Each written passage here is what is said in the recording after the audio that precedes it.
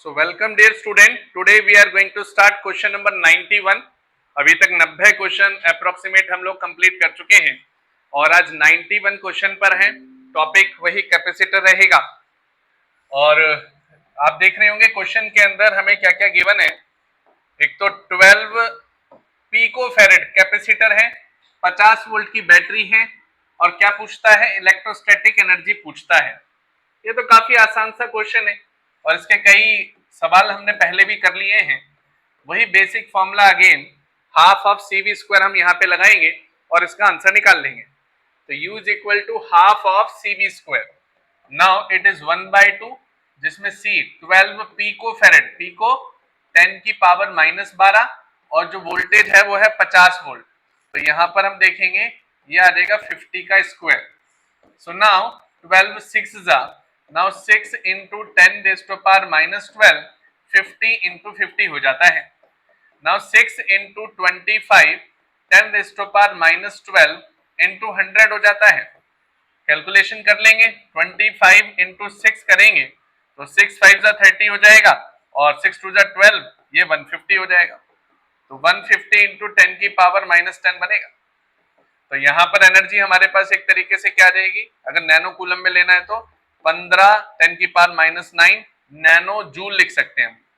तो एनर्जी आ गई हमारे पास 15 नैनो जूल। तो बेसिक था, बेसिक फॉर्मूला लगाना था और इससे रिलेटेड काफी क्वेश्चन हम ऑलरेडी कर भी चुके हैं। तो आई होप आपको समझने में आसानी रही होगी। और अभी तक आप लोग देख पा रहे होंगे कि काफी सारे क्वेश्चन जैसे आप करते हैं तो बहुत सारे फॉर्मूले याद ही हो जाते हैं। कुछ बच्चे क्या करते हैं, एग्जाम टाइम से पहले एक फॉर्मूला शीट बना लेंगे फर्रे की तरह, और जिस दिन इवन बोर्ड का भी एग्जाम होता है तो उस दिन उससे पहले निकालते हैं सारी फॉर्मूला शीट। तो ऐसा आपको नहीं करना है, आपको न्यूमेरिकल प्रैक्टिस करने है, ज्यादा से ज्यादा जो डाटा है उसको एब्जॉर्ब करना है और जितना आप प्रैक्टिस में लगे रहेंगे फॉर्मूला ऑटोमेटिक याद हो जाएंगे। फॉर्मूले याद करने में आपको कोई मेहनत नहीं करनी। तो चलते हैं अगले क्वेश्चन की तरफ। क्वेश्चन नंबर 92 आपकी स्क्रीन पर होगा, क्वेश्चन नंबर 92। तो क्वेश्चन नंबर 92 किस प्रकार है वो देखते हैं। क्वेश्चन दे रखा है आपके सामने 600 picofarad capacitor, 600 picofarad capacitor is given and charge है वो 200 वोल्ट की बैटरी से और उसके बाद में डिस्कनेक्ट कर दिया है। इसका मतलब उसकी इनिशियल एनर्जी कुछ ना कुछ रही होगी। देखते हैं आगे क्या बोलता है। And it is connected to the another uncharged capacitor, उसकी वैल्यू कितनी दे रखी है, 600 पिकोफैरेड। इसका मतलब दोबारा से उसने आइडेंटिकल कैपेसिटर जोड़ दिया लेकिन उसमें चार्ज नहीं है। Now how much electrostatic energy is lost in this process. कहने का मतलब यह कि पहले की एनर्जी और जो बाद वाली एनर्जी है उसमें जो गैप आएगा वही एनर्जी लॉस होगी। तो सबसे पहले शुरुआत करते हैं जो जो डाटा दिया हुआ है। तो डाटा हमारे पास क्या है, पहले उसने बोला है 600 पिकोफैरेड और बैटरी दे दी है। तो इनिशियल एनर्जी निकाल दो फटाफट। इनिशियल एनर्जी होगी half of C V square. तो हाफ ऑफ सी, सी आ जाएगा 600, पी को मतलब 10 की पावर -12 और फेरेड। उसके बाद आएगी बैटरी 200 का स्क्वायर, तो 200 इंटू 200 ये आ गया। यहाँ पे इसको कर दो 100। नाउ 600 इंटू 10 की पावर -12, इसके 2 जीरो और इसके 2 जीरो प्लस 4 कर दो और वहां पे बचा ओनली 2। इसके भी जीरो ले लो, 6 2 जा 12, तो 10 की पावर -8 और इसके 2 जीरो और जोड़ दो तो आंसर आया 12 10 की पावर -6 कूलम, सॉरी जूल है ना, एनर्जी है तो जूल। तो अब यहाँ पर माइक्रो भी लिख सकते हैं, 12 माइक्रो जूल। ये आ गई आपकी इनिशियल एनर्जी। अब आपको निकालनी है फाइनल एनर्जी। फाइनल एनर्जी के उसने क्या दे रखा है, हमें केस दे रखा है। अब केस में कंडीशन क्या लगा रहा है वो कि हमने डिस्कनेक्ट कर दिया भैया। डिस्कनेक्ट करने के बाद हमने अनचार्ज कैपेसिटर लगाया। अब मेरी बात ध्यान से समझना, जब भी अनचार्ज कैपेसिटर लगाओगे तो वो पार्ट जो है वो पैरेलल में लेना पड़ेगा, क्योंकि जो चार्ज है वो इक्वल अमाउंट में, जो वोल्टेज है बेसिकली वोल्टेज का पार्ट रहता है। अब जो नई वाली वोल्टेज, अब 200 वोल्ट से तो केस बनेगा नहीं, क्योंकि जैसे आपने अनचार्ज कैपेसिटर जोड़ा उसका पोटेंशियल बदल जाएगा। अब यहां पर देखना कैपेसिटर आइडेंटिकल दे रखा है, क्वेश्चन को आसान बना दिया। तो कैपेसिटर आइडेंटिकल है और बैटरी 200 वोल्ट है और दोनों बराबर कैपेसिटर हैं, तो चार्ज जो वोल्टेज है वो आधी आधी बढ़ जाएगी। तो आधी आधी कैसे, 200 वोल्ट है तो वो 100 हो जाएगी और ये वाला जो कैपेसिटर है वो पैरेलल में जोड़ा जाएगा। तो जैसे आप देखेंगे तो सी इक्विवेलेंट 600 और 600 मिलके आ जाएगा 1200 पिकोफैरेड। 1200 पिकोफैरेड, 1200 इंटू 10 की पावर -12 फेरेड, ये हो गया सी इक्विवेलेंट। ऐसी अगर हम बात करें V इक्विवेलेंट की, V इक्विवेलेंट इस बार क्या हो जाएगा, ये 200 वोल्ट जो है वो आधे में बढ़ जाएगा, ये आ जाएगा 100 वोल्ट, V/2 हो जाएगा। जैसे ये होगा तो आप फाइनल एनर्जी निकाल सकते हैं, half of C equivalent into V equivalent का स्क्वायर। तो अब आप देखेंगे इसकी कैलकुलेशन, लेट्स सी। तो कैलकुलेशन होगी हाफ, है ना, तो half is equal to C equivalent, C आया आपके पास 1200 1200 इंटू 10 की पावर माइनस 12, और ये आया आपके पास 100 का स्क्वायर आया, तो ये बन गया आपके पास 600, तो 600 into 10 raise to power minus 12, यहाँ आ जाएगा 100, फिर आ जाएगा यहाँ 100। आप देखेंगे 20 6 हो गए, तो 6 इंटू 10 की पावर माइनस 12 प्लस 6, तो ये आ जाएगा 6 इंटू 10 की पावर माइनस 6, जो कि क्या होता है 6 माइक्रोफेरेड होता है। एक्चुअली एनर्जी है, मैंने क्यों लिख दिया फेरेड, एनर्जी है, तो यहां आ जाएगा 6 माइक्रो जूल, ये पार्ट मेरा बना। अगर आप देखेंगे तो फाइनल आपके पास आ गया, इनिशियल आपके पास आ गया, एक तरफ इनिशियल है एक तरफ फाइनल है। अब आप इन दोनों को क्या कर सकते हैं, दोनों का गैप ले सकते हैं, क्योंकि हमें लॉस बताना है कि लॉस कितना हुआ, पहले कितना था 12, अब कितना रह गया 6, तो लॉस कितने का हो गया, 6 में से 12 में से 6 माइनस कर दो, 12 में से 6 माइनस कर दो, तो 12 माइनस 6, तो आंसर आएगा 6 माइक्रो जूल। तो आपकी पोटेंशियल एनर्जी निकलकर आ गई। बहुत ही इंपॉर्टेंट क्वेश्चन है ये, दोबारा मैं बता देता हूं, इसे रिकैप कर लेते हैं कि हमारे सामने क्वेश्चन पूछा गया था कि 600 पिको फेरेड एक कैपेसिटर है, वो चार्ज है 200 वोल्ट की बैटरी से, तो इनिशियल पोटेंशियल एनर्जी हमने निकाल ली। फिर उसने पूछा कि इसके साथ एक डिस्क कनेक्ट कर दिया, एक चार्ज को, एक कैपेसिटर को जो कि अनचार्ज है, जिसमें चार्ज ही नहीं है, तो चार्ज जो होगा वो कैसे जाएगा उसके अंदर, क्योंकि कंजर्वेशन ऑफ चार्ज क्राइटेरिया लगेगा, तो उसके तहत हमारी वोल्टेज आधी आधी लग जाएगी, तो जो 200 थी वो अब 100 हो जाएगी पैरेलल अरेंजमेंट में। तो यहां पर देखें तो इनिशियल निकाल दिया, फिर हमने उसका C इक्विवेलेंट निकाला अकॉर्डिंग टू पैरेलल, पैरेलल में दोनों प्लस हो जाएंगे, 600 प्लस 600 एडिशन रहता है, और उसके बाद हाफ ऑफ CV स्क्वायर लगाए, और आपके पास फाइनल पोटेंशियल एनर्जी आ गई 6 माइक्रोजूल, जिसको आप गैप में लेंगे, 12 में से 6 गए 6 हो जाता है, तो आंसर निकल कर आ गया। इसी पैटर्न पे 3-4 सवाल और भी हम करेंगे, और आई होप यहां तक आप लोगों को समझ में आया होगा। अब हम आगे बढ़ते हैं, अगला है क्वेश्चन नंबर 93, क्वेश्चन नंबर 93। तो क्वेश्चन नंबर 93 हम देखने वाले हैं, लेट्स सी। ये भी एक अच्छा क्वेश्चन है, इसमें हमसे कहा गया है कि बताइए कि आपके सामने एक अरेंजमेंट है, सबसे पहले तो आप इसका इक्विवेलेंट कैपेसिटेंस बताइए। तो सबसे पहले इसका इक्विवेलेंट कैपेसिटेंस कैसे निकाल सकते हैं, लेट्स सी। तो यहां ध्यान से देखना, ये 100 है, ये 200 200, ये सीरीज है। अगर ये सीरीज है तो बीच वाला अरेंजमेंट कैसे कहलाएगा देखते हैं। तो सीरीज वाला पार्ट 1/C1, और यहाँ पे C2 लिखा है तो 1/C2 1/C3 ऐसा लिख सकते हैं। अब देखना 1/200 पिको फेरेड, देन 1 में अगेन 200 पिको फेरेड, इनका एलसीएम वगैरह लोगे तो ऊपर प्रोडक्ट नीचे से फिर रेसिप्रोकल करोगे, तो मैं डायरेक्ट लिख दे रहा हूं, ठीक है। ऊपर प्रोडक्ट तो पिको में आता है 12 -12, तो -12 कितना हो जाएगा -24, और नीचे हो जाएगा इनका सम, जैसे करते थे ना क्लास 10th में कि जब भी रेजिस्टेंस निकालते थे कोई भी पैरेलल का होता था तो 1/R1 + 1/R2 होता था, है ना। यहाँ उसका उल्टा होता है, क्योंकि कैपेसिटर रेजिस्टर का दुश्मन होता है ना। रेजिस्टर क्या करता था, चार्ज को अपोज करता था, कैपेसिटर चार्ज को क्या करता है, स्टोर करता है। तो हम क्या करते थे उस वक्त, ऊपर प्रोडक्ट और नीचे सम, है ना, जल्दी करने के लिए। बाकी तो आंसर उससे भी आएगा, एलसीएम लेते रहोगे, बस थोड़ा सा 3-4 सेकंड बच जाती है इससे। तो याद रखना, पैरेलल अरेंजमेंट कहीं भी सॉल्व करना हो, ऊपर प्रोडक्ट कर दो दोनों वैल्यू का और नीचे उन दोनों का ही सम कर दो। तो ऊपर कर दिया इन दोनों का प्रोडक्ट और नीचे हो गया इन दोनों का सम, 200 + 200 400, और एडिशन में तो पावर मल्टीप्लाई होगी नहीं, मल्टीप्लाई में ही होती है। सो नाउ अगर किसी को ना समझ में आया मैं कर देता हूं, देख लो, 200 × 10 की पावर -12, फिर 1 में 200 × 10 की पावर -12, ये इधर गया, एलसीएम लेंगे, 200 × 10 की पावर -12 इधर गया, ये 200 × 10 की पावर -12, है ना, एडिशन आ गया, डिवाइडेड बाय नीचे आएगा प्रोडक्ट, 200 × 10 की पावर -12 × 200 × 10 की पावर -12। तो ये आ गया 1/CS, या ना 1 में आ रहा है। अब इसका रेसिप्रोकल करेंगे, तो देखो अल्टीमेटली 10 की पावर 24 हो गया, 200 इंटू ऊपर प्रोडक्ट चला गया और नीचे सम हो गया, 400 इंटू 10 की पावर -12 कॉमन ले लेंगे, है ना। तो उसको मैंने यहाँ डायरेक्ट लिखने की कोशिश की है। बाकी किसी को अगर कोई डाउट हो तो पूछ लेना, कैलकुलेशन बताएंगे कि यू की कैलकुलेशन में दिक्कत होती है तो ध्यान से समझेंगे। अब यहाँ देखना, यहाँ जो इक्विवेलेंट आएगा, इन दोनों का इक्विवेलेंट निकाल रहे हैं, तो वो आएगा हमारे पास, ये 10 से 10 कट गया, 2 से 2 कट गया, ये आ गया 100। ये -12 ऊपर जाएगा तो 100 पिको फैरेड बन जाएगा, -12 बनेगा। तो कहने का तात्पर्य ये है कि इन दोनों को मिला के कितना आंसर आ रहा है, 100 पिको फैरेड।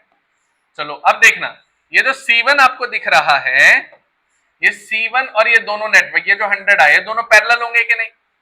अगर ये दोनों पैरेलल होंगे तो इन दोनों को मिला देंगे तो सिंपल एडिशन कर दो, 100 + 100 कितना हो जाएगा पैरेलल में, 200 पिको फैरेड। अब बात यहां उठती है कि ये जो नीचे 100 पिको फैरेड है, इसके साथ क्या करेंगे? तो ध्यान रखना, ये पूरा सर्किट आपने सॉल्व कर दिया। अभी जो पूरा सर्किट है, लेट सपोज ये बन गया है आपके लिए 200 पिको फैरेड, ये सर्किट आपके लिए बन गया है 200 pico farad.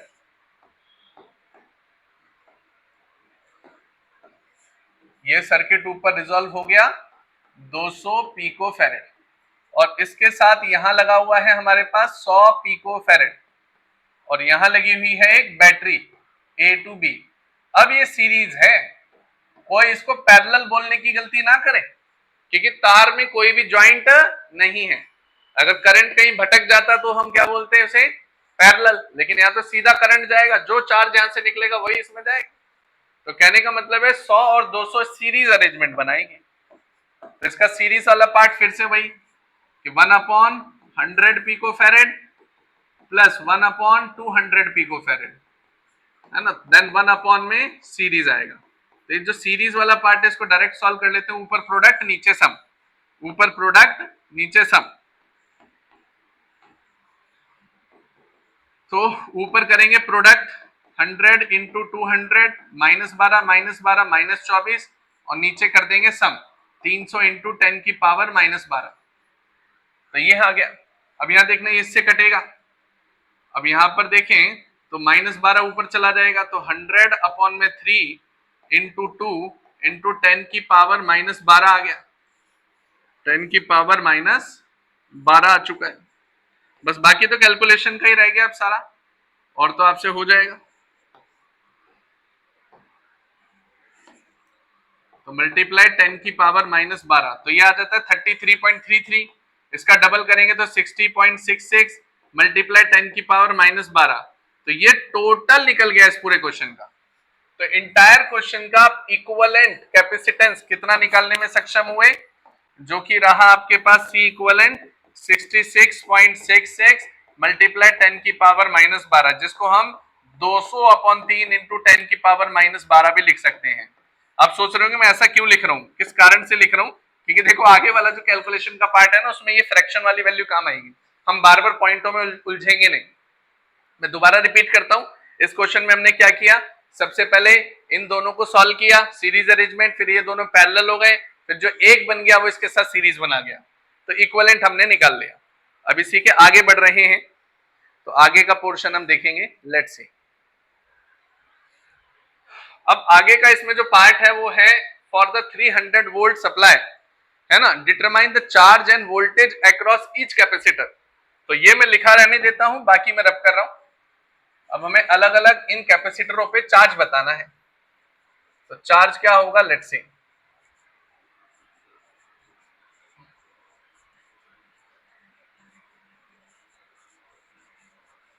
So now charge कैसे निकालते हैं, सबसे पहले तो हमें टोटल चार्ज निकालना चाहिए, जो कि टोटल चार्ज क्या होता है, Q is equal to CV होता है। तो टोटल चार्ज होता है Q is equal to CV। तो यहां पर Q is equal to CV। अब टोटल चार्ज निकालने के लिए C इक्विवेलेंट चाहिए। C इक्विवेलेंट आपके पास आ रखा है 200/3 इंटू 10 की पावर -12। बैटरी कितनी दे रखी है, 300 वोल्ट, तो 300 वोल्ट की बैटरी आ गई, ये कटेगा तो कितना आ गया, 100। तो 2 इंटू 10⁴ इंटू 10⁻⁻12, तो टोटल चार्ज निकल कर आ रहा है आपके पास 2 इंटू 10⁸ कूलम। अब मेरी एक बात ध्यान से समझना, चार्ज यहां से कितना सप्लाई हो रहा है, मान लो ये प्लस साइड से हो रहा है, तो 2 इंटू 10⁸ कूलम सप्लाई हो रहा है ना। अगर चार्ज मेरा इतना सप्लाई हो रहा है तो ब्रांचेस यहां देखना, ये टोटल मिलके कितना आया था 100 पिकोफैरेड, ये भी कितना था 100, मतलब दोनों ब्रांचों में आइडेंटिकल कैपेसिटर है, तो चार्ज भी आधा आधा डिवाइड हो जाएगा कि नहीं। मान लेते हैं यहाँ Q1 गया, यहाँ इस ब्रांच में Q2 गया, यहाँ टोटल कितना है Q 2 इंटू 10⁸, तो यहाँ आधा चला जाएगा 1 इंटू 10⁻⁻8, और यहाँ आधा चला जाएगा 1 इंटू 10⁻⁻8, है ना, आसान है। तो हमें ब्रांचेस के अंदर चार्ज पता लग गया, तो हमें C1 का चार्ज पता लग गया, कितना जाएगा C1 के अंदर, C1 के अंदर जा रहा है 1 इंटू 10⁻⁻8 चार्ज। हमें ये पता लग गया C4 तो डायरेक्ट कनेक्ट है, तो C4 के अंदर कितना चार्ज जाएगा 2 इंटू 10⁻⁻8। अब बात आती है C2 और C3 की, इसमें कितना चार्ज जाएगा, तो आप देखेंगे तो सीरीज अरेंजमेंट है, तो जो चार्ज यहां जाएगा वही चार्ज यहां जाएगा, है ना। तो दैट मीन्स कि यहां पर भी हमने चार्ज निकाल लिया 1 इंटू 10⁻⁻8। तो इन ब्रांचेस के अंदर हमारे पास ये वैल्यू पता लग जाती है।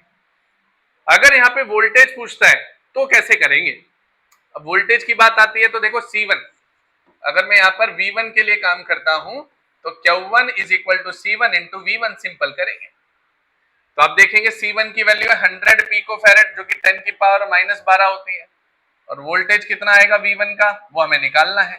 चार्ज मेरा Q1 का कितना आया 10⁻⁻8 आया, इस पूरे पार्ट को इधर उठा के ले आएंगे, यहाँ आ जाएगा 100 into 10⁻⁻12 is equal to V1, ये पोर्शन ऊपर चला जाएगा तो 10⁻⁻8 प्लस 12 हो जाएगा, अपॉन में 100 बन जाएगा ये V1, तो यहाँ देखेंगे 10⁴ अपॉन में 100 बन जाएगा, तो V1 कितना आ गया एक तरीके से 200 वोल्ट, तो हमने V1 निकाल दिया, तो यहाँ पे आया 200 वोल्ट। अब इस पे चलते हैं, तो 200 पिकोफैरेड यहाँ पर हम निकाल लेते हैं वोल्टेज कितनी रहेगी, लेट्स सी। तो मैं इस वाले पार्ट को रब कर दे रहा हूं ग्रीन वाले को, इतना तो आ गया होगा समझ में, अदरवाइज तो आप वीडियो पॉज करके भी देख सकते हैं, नहीं तो मुझे आप मैसेज कर सकते हैं, कोई टॉपिक ना समझ में आया तो मैं रिपीट करने की पूरी कोशिश करूंगा जल्दी से जल्द नई अप्रोच के साथ। अब मान लेते हैं कि यहाँ चार्ज है, C3 के लिए निकाल रहे हैं, C3 मेरे पास है 200 पिकोफैरेड, मुझे निकालना है V3, तो आप देखेंगे Q is equal to C3 into V3, Q यहाँ पर कितना है 1 इंटू 10⁻⁻8, C3 कितना है 200 इंटू 10⁻⁻12, V3 हमें निकालना है, इस पूरे पोर्शन को आप नीचे ले आइए, सो 1 इंटू 10⁻⁻8 अपॉन 200 इंटू 10⁻⁻12, ये आएगा V3। अब ये -12 उधर जाएगा तो ऊपर कितने बचेंगे 4 जीरो, -12, 12 में से 8 गए 4 जीरो बचेंगे बस, और अपॉन में क्या आ जाएगा 200, 2 जीरो ने 2 जीरो को मार दिया, यहाँ आ गया 50 वोल्ट, 50 वोल्ट। देखो ऊपर कितनी वोल्टेज आई थी, अभी भी हमने निकाली 200 वोल्ट, तो खुद सोचो 300 तो टोटल ही है, 300 में से 200 वो खा गया, बची हुई 100, अब ये 100 दोनों भाई आपस में बांट लेंगे, तो इधर 50 वोल्ट और इधर 50 वोल्ट, आंसर खत्म। तो इतना ही था इसमें। So I hope you understand it very well. मैं दोबारा एक बार लेआउट दे देता हूं कि सबसे पहले तो हमने इक्विवेलेंट कैपेसिटेंस निकाला, उसके बाद हमने अलग अलग यहाँ पे चार्ज की खोज की, तो सबसे पहले मैंने एक main charge Q is equal to CV लगाया, C इक्विवेलेंट लगा, Q आ गया। अब ये Q आते ही हमने यहाँ पर V1 निकाला, V1 कैसे निकाला, जो चार्ज था वो इन दोनों ब्रांचों में आधा आधा डिवाइड हो जाएगा, तो जो इसमें गया वो 200 वोल्ट, बचा हुआ 50 इधर आ गया, उसे हमने कैलकुलेशन से प्रूफ कर दिया। So I hope you understand it very well. बाकी अब हम आगे वाले क्वेश्चन की तरफ मूव कर रहे हैं। तो 93 क्वेश्चन अभी तक हमने कर लिए हैं, अब हम चल रहे हैं 94th क्वेश्चन की तरफ। तो 94 क्वेश्चन भी एक one of the best question माना जाता है PYQ का ही। अगर हम देखें तो इसमें बोला गया है हमसे कि एक प्लेट है आपके पास, the plate of parallel plate capacitor having an area 90 centimetre square. तो डाटा क्या क्या दिया हुआ देख लेते हैं।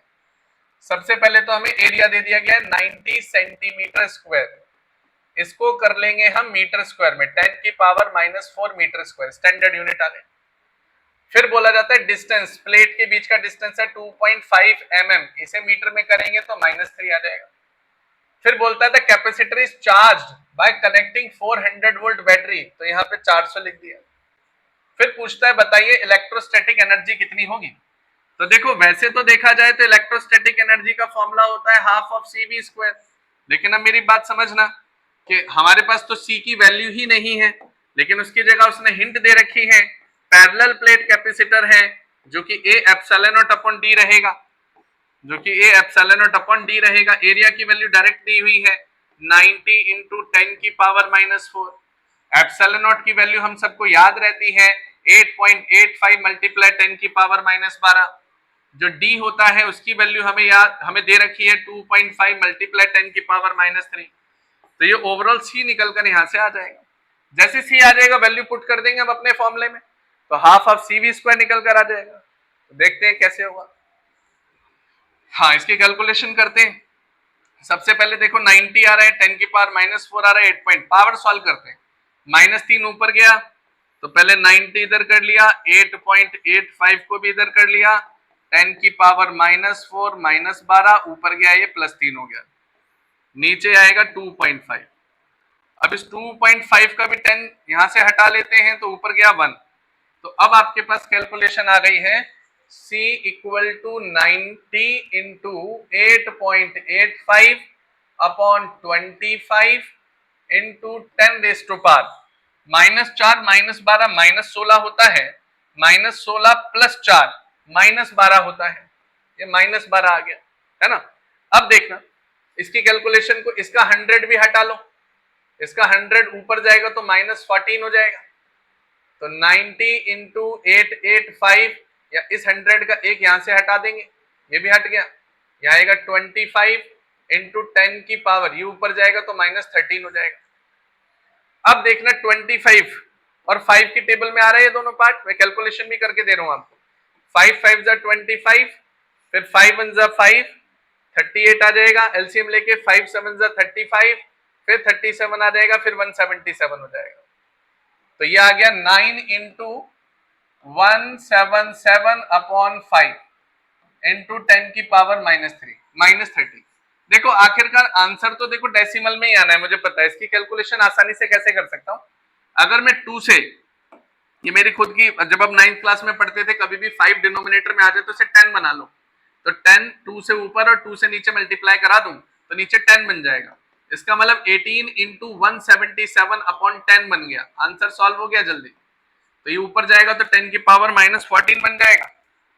अब यहां देखना, अब आपको सिर्फ 18 इंटू 177 करना है और 10 की पावर -14 आपके सामने, तो 177 इंटू 18 कर देंगे, तो 7 8 जा 56, 8 7 जा 56, फिर 8 7 जा फिर 56 प्लस 5 61, फिर 8 1 जा 8, 8 plus 6 how much it is 14, फिर नीचे 177, यहाँ 6, यहाँ 8, यहाँ 11 और यहाँ 3, तो कैलकुलेशन बन रही है 3186 मल्टीप्लाई 10 की पावर -14 फैरेड।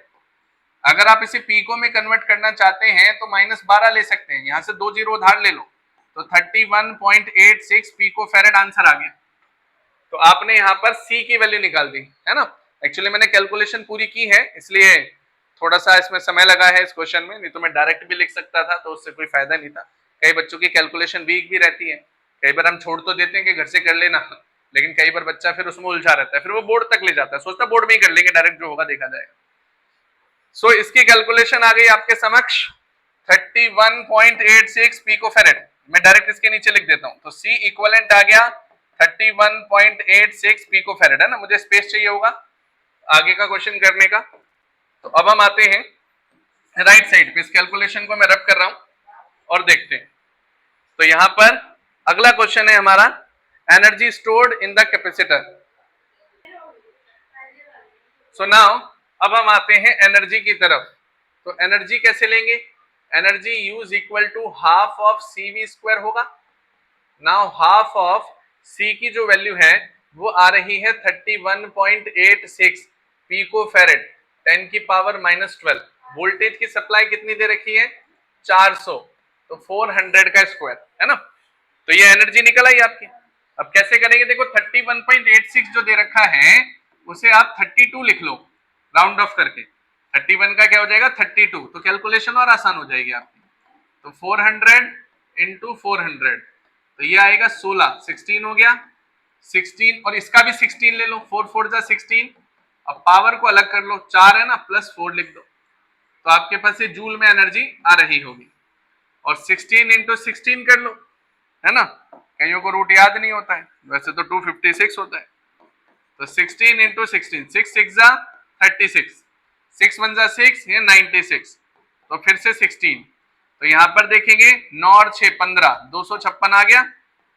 तो 256 मल्टीप्लाई 10 की पावर माइनस 8 जूल, ये पोर्शन मेरा बन रहा है। तो 256 मल्टीप्लाई 10 की पावर माइनस 8, आंसर हमारे पास आ गया। तो आपने एनर्जी भी निकाल दी। तो चलिए 256 10 की पावर माइनस 8, इस एनर्जी को भी हम नोट कर लेते हैं कि आपने यहां पर जो आंसर निकाला फाइनल, वो था 256 10 की पावर माइनस 8 जूल।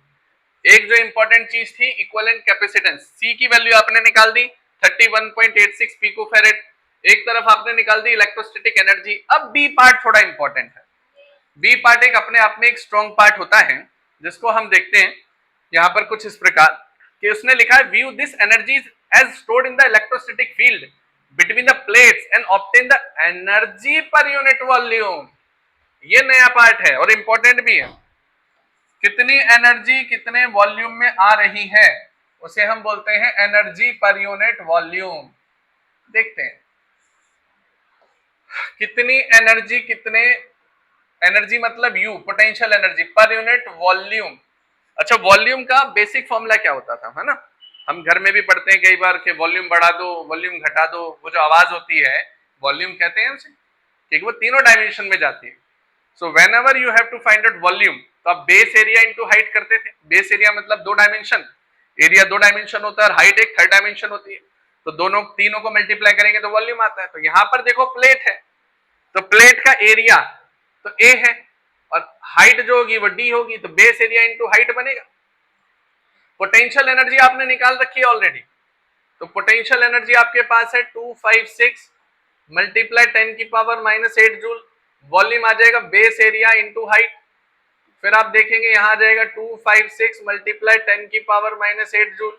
एरिया कितना होगा हमारा, एरिया दे रखा है मेरे पास 90 सेंटीमीटर स्क्वायर, तो यहां आ जाएगा 90 इंटू 10 की पावर माइनस 4।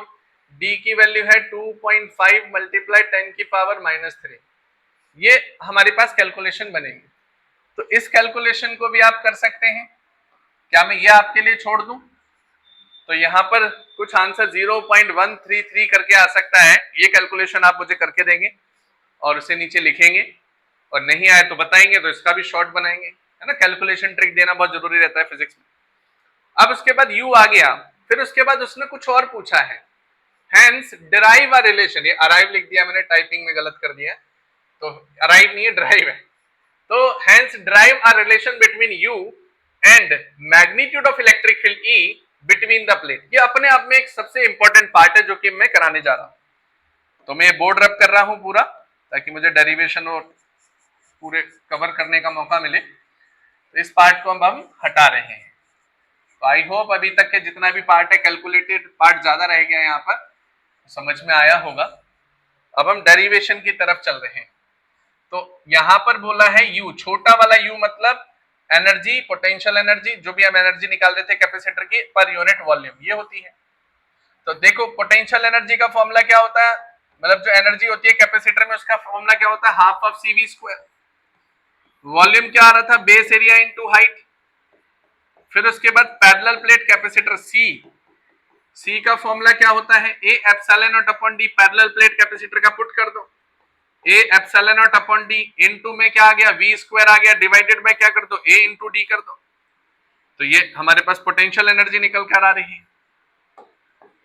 फिर उसके बाद और आगे लेकर चलते हैं इसे, आप देखेंगे potential energy U is equal to half of, जो कि हो जाएगा A epsilon naught upon D into V, V मतलब पोटेंशियल अलग से लिखेंगे, और अपॉन में एरिया इंटू में डी आ जाएगा। अगर आप यहां पर देखें तो एरिया से एरिया कैंसल आउट होता हुआ नजर आ रहा होगा आपको।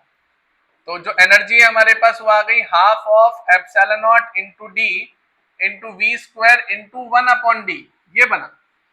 इतना बनने के बाद अब यहां देखना कि हमारा जो पोटेंशियल होता था उसका रिलेशन इलेक्ट्रिक फील्ड की टर्म में क्या होता था। तो सवाल ये उठता है कि मैं इलेक्ट्रिक फील्ड ही क्यों ले रहा हूं।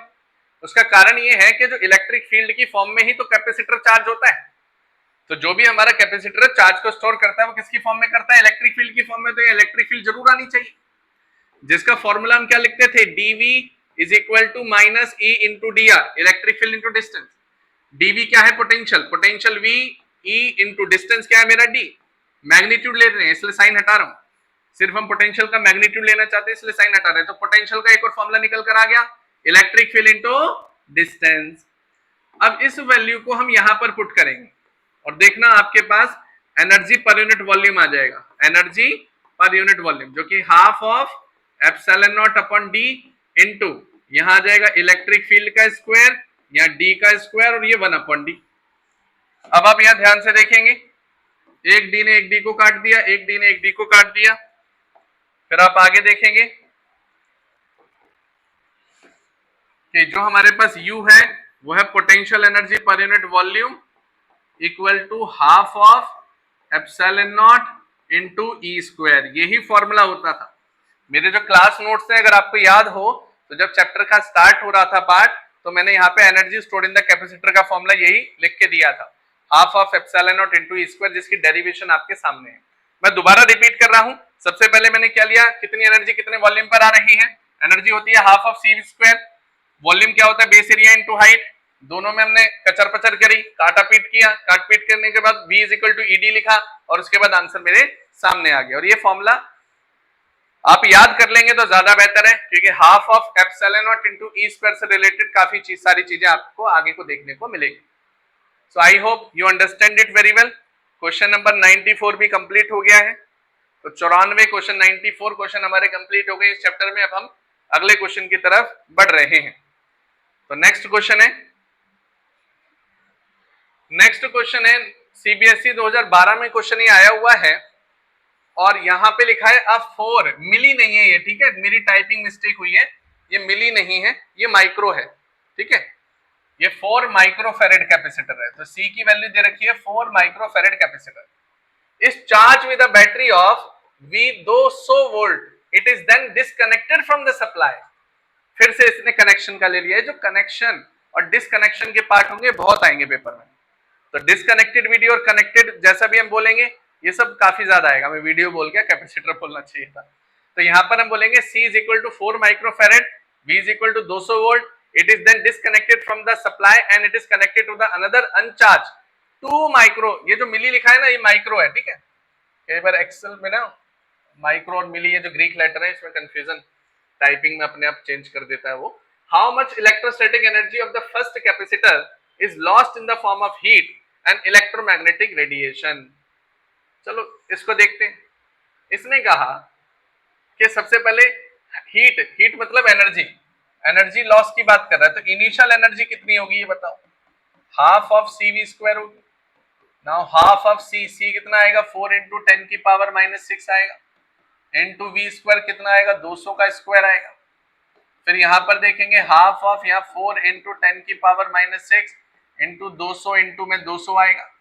फिर यहां पर काटेंगे तो ये 100 आ जाएगा। तो यहां बनेगा 4 इंटू में 2 इंटू 10 की पावर -6 और प्लस में 4 हो जाएगा। तो 8 इंटू 10 की पावर -2 जूल। ये तो आ रही है मेरी इनिशियल एनर्जी। अब बात शुरू होती है कि उसने हमें पिछली बार तो आइडेंटिकल कैपेसिटर ऐड करते थे ना, इस बार इसने क्या किया, it is then disconnected from the supply and it is connected to another uncharge 2 microfarad capacitor. तो मेरी एक बात समझना कि जो चार्ज होगा, टोटल चार्ज जो होगा, अगर मैं यहाँ पर टोटल चार्ज भी निकालूं तो Q is equal to CV होता है कि नहीं, तो Q is equal to CV हो गया मान लो। अगर मैं इसमें पार्शियल पार्ट निकालूं then what will happen. So यहां पर हम लोगों को क्या करना है, अब केस चेंज हो गया है। तो सबसे पहले हम नेट चार्ज देखते हैं या फिर हमें पोटेंशियल चेंज करना पड़ेगा। ये तो हमें पता है कि देखो इसे पैरेलल में ही लगाएंगे, तो 4 और 2 को पैरेलल में लगाएंगे तो हो गया 6। चलो ये भी समझ में आ गया, लेकिन इसका पोटेंशियल क्या लेंगे, पोटेंशियल 200 थोड़ी ना रहेगा, इस पर चेंज हो जाएगा। तो फॉर्मूला होता है हमारा Q is equal to CV, Q equal to CV। तो V क्या हो जाएगा यहाँ पर, V is equal to Q upon C। तो जो आप कॉमन पोटेंशियल लेने वाले हैं अगले पार्ट का, इसे वी डैश मान लेते हैं, तो वो होगा टोटल चार्ज अपॉन में टोटल कैपेसिटर। अब देखना उसने क्या बोला, अनचार्ज है दूसरा वाला था, तो Q2 क्या हो गया 0, तो यहाँ पे बचा Q1 को क्या लिख सकते हैं C1 V1, तो आ जाएगा C1 अपॉन C2। C1 की वैल्यू निकाल लो, तो C1 की वैल्यू है 4 माइक्रोफेरेड, V1 की वैल्यू देखते हैं जो कि है 200 अपॉन C1 प्लस C2 देखते हैं जो कि है 6 इंटू 10 की पावर माइनस 6, ये कटेगा। फिर यहाँ पर देखें, यहाँ 3 है, यहाँ 100 है, तो यहाँ पर देखेंगे 400 अपॉन 3 वोल्ट हो जाएगा, तो ये मेरे पास क्या आ गया वी डैश। तो 400 upon 3 volt, how much electrostatic energy of first capacitor is lost in the form of heat and electromagnetic radiation. तो नई वोल्टेज आपके सामने है, तो फाइनल के लिए आप क्या करेंगे, half of C equivalent into V dash square कर देंगे। तो सी इक्वलेंट कितना आएगा, 4 और 2 6, तो 6 इंटू 10 की पावर माइनस 6, वी डैश कितना हो जाएगा 400 अपॉन 3 का स्क्वायर। इसकी कैलकुलेशन करेंगे और दोनों को सब्ट्रैक्ट करेंगे, आंसर आपके सामने होगा। तो मैं इसके लिए थोड़ा सा स्पेस बनाता हूं इस कैलकुलेशन के लिए। तो अब आप देखेंगे इसकी कैलकुलेशन, तो ये बनेगा 3, तो 3 इंटू 10 की पावर माइनस 6, 400 इंटू 400 अपॉन में 3 इंटू में 3 ने 3 को काट दिया, यहाँ आएगा 16 10 की पावर माइनस 6 इंटू 10 की पावर 4 अपॉन 3, तो 16 अपॉन 3 कितना आएगा 15 पॉइंट समथिंग आएगा ना, 3 5 15, तो 5.3 इंटू 10 की पावर माइनस 2, ये आ रही है मेरे पास वैल्यू। तो अब आप देखेंगे फाइनल आ गया और इनिशियल आ गया, अब आंसर हम आसानी से निकाल सकते हैं इन दोनों का गैप लेके। तो कितनी एनर्जी लॉस हो गई, delta U, U F minus U I कर देंगे, तो आपके पास फाइनल आया 8 मल्टीप्लाई 10 की पावर माइनस 2 माइनस, ये आया आपके पास 5.3 मल्टीप्लाई 10 की पावर माइनस 2। 8 में से 5 गए कितना होता है 3, 3 में से 0.3 गए कितना होता है 2.7, तो आंसर आएगा 2.7 मल्टीप्लाई 10 की पावर माइनस 2 जूल। तो ये आपके पास एनर्जी लॉस आ गया। तो ऐसे क्वेश्चन काफी आते हैं एग्जाम के अंदर, और आपको इनको मल्टीपल टाइम प्रैक्टिस करना है ना, काफी टाइम भी लग जाता है कई बार कैलकुलेशन में, बाकी मेथड सेम है। So I hope you understand it very well. और किसी को नोट डाउन करना है तो आप अपना वीडियो पॉज करके इसको नोट डाउन कर लेना, और फिर हम आगे बढ़ते हैं। नाउ 96 क्वेश्चन, क्वेश्चन नंबर 96 आपकी स्क्रीन पर दिख रहा होगा।